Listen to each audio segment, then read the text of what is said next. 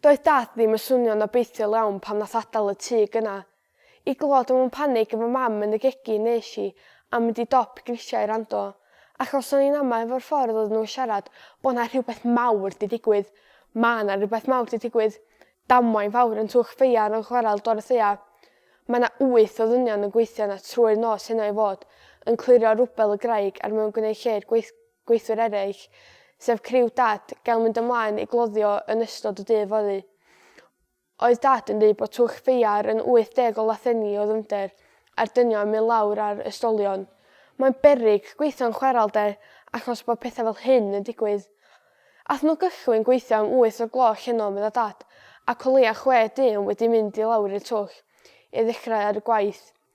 O pethau mynd yn iawn tan gyna hanner awr wedi 11.